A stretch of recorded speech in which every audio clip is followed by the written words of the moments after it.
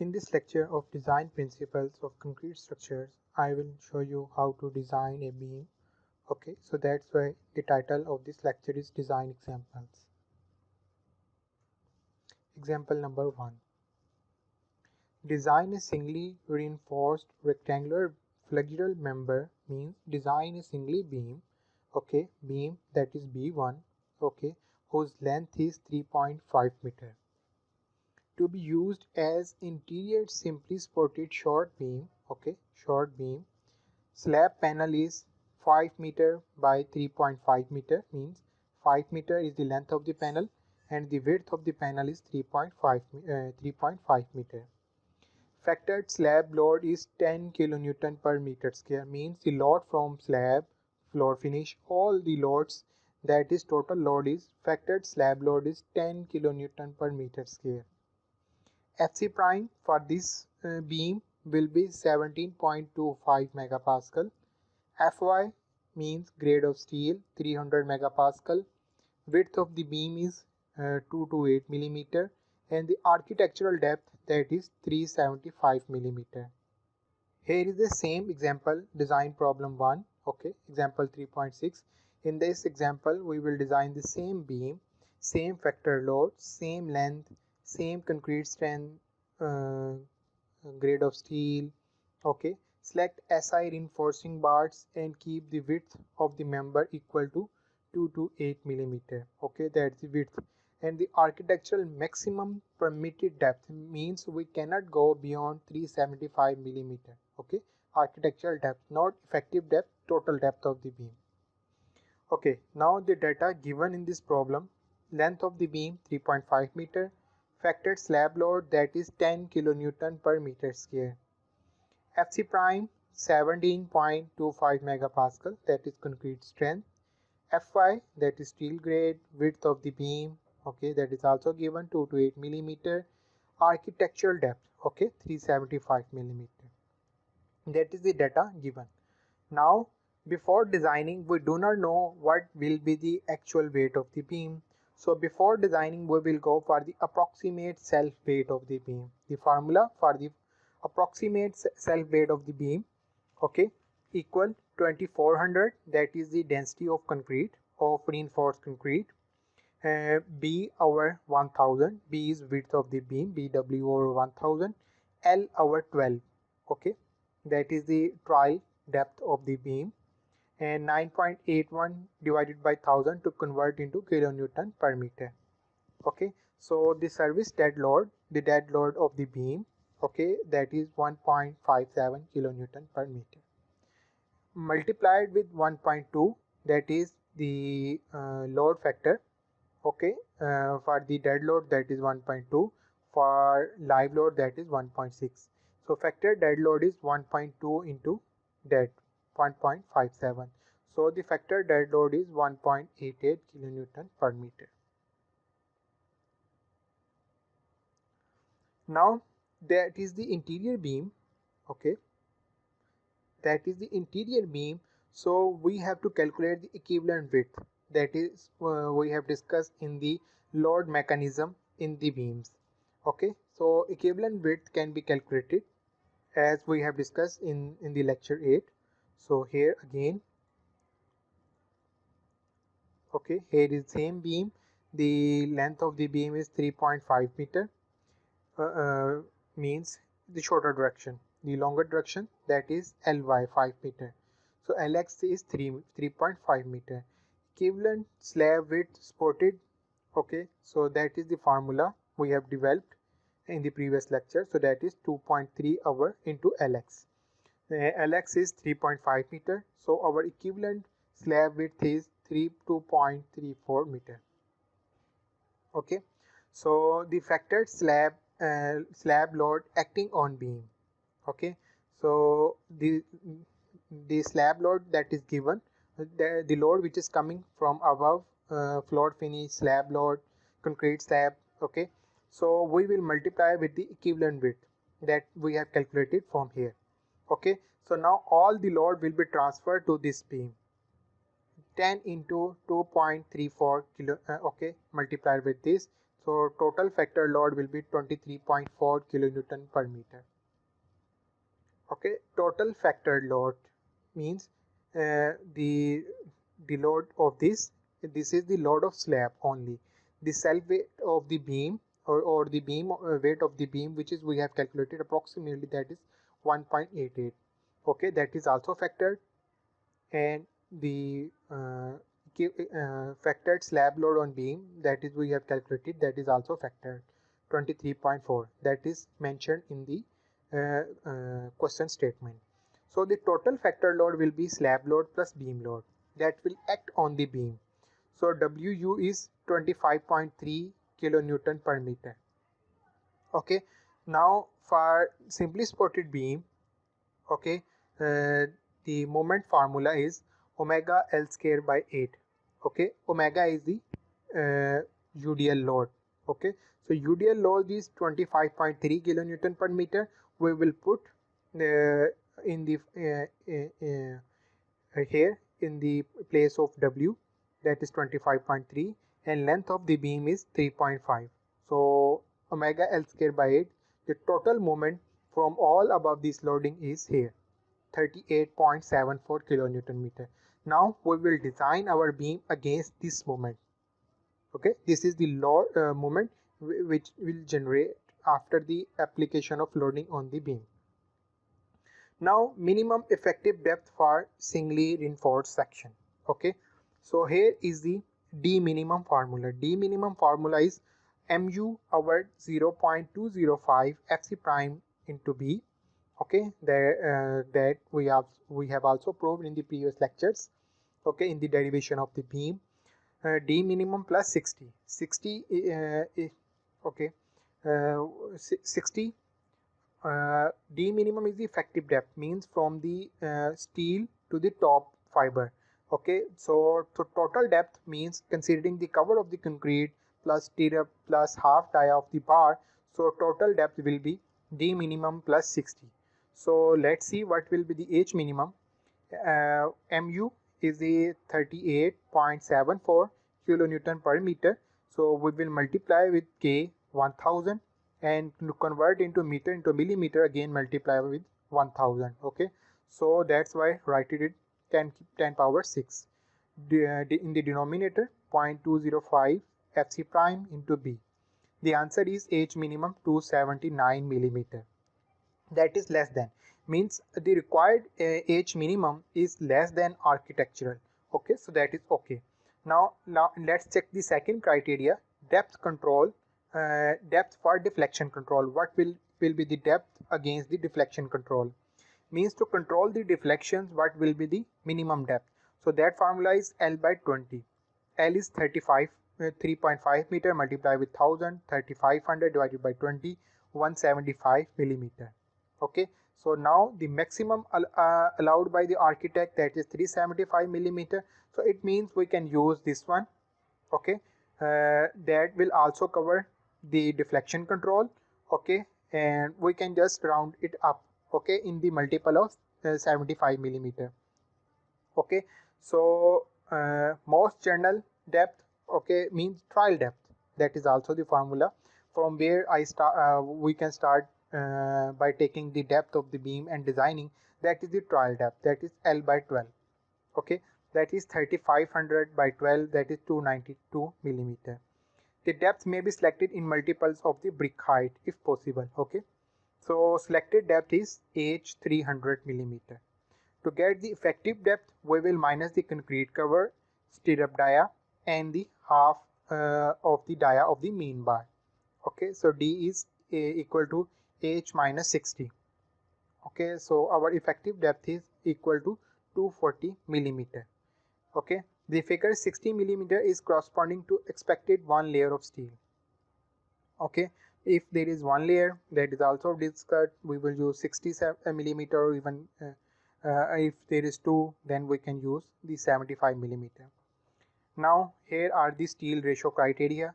For the getting the minimum steel ratio, that formula is 1.4 for Fy. Our Fy that is 0.00467, that is minimum steel ratio. Maximum steel ratio, this is the formula of tension control section. Okay, so that tension control section rho maximum is 0.375, that is 3 by 8. That's why after dividing, that is 0.375 multiplied with 0.85 beta 1. Okay, our value is less than 20 megapascal, so beta 1 will be 0.85. Fc prime over Fy, our rho maximum is 0.0156. Okay, that is the minimum steel ratio and the maximum steel ratio. Now in this example, uh, uh, the author have used the design of beam by using trial method. Okay, for the trial method, first of all we start by taking any value of A, equivalent equivalent Whitney's equivalent depth. Okay, so A can be taken as D by 3. D is 240 that we have calculated. Okay, 240 by 3, answer is 80 millimeter. Then we will put the in the formula to get the AS. Okay, that is the same formula. You can re-engineer the formula. Okay, AS equal to mu over 0.9 Fy. You can move all the formula on the other side. That the formula of tension control. Mu will be equal to 0.9 AS Fy d minus A by 2. So to get the AS, we have assumed A. So we know mu, the applied moment, 0.9 Fy d minus A by 2. A we have assumed. AS is 717 millimeter square. Then we calculate again. First of all, we have assumed. Now we calculate the A. Okay, for the tension control section.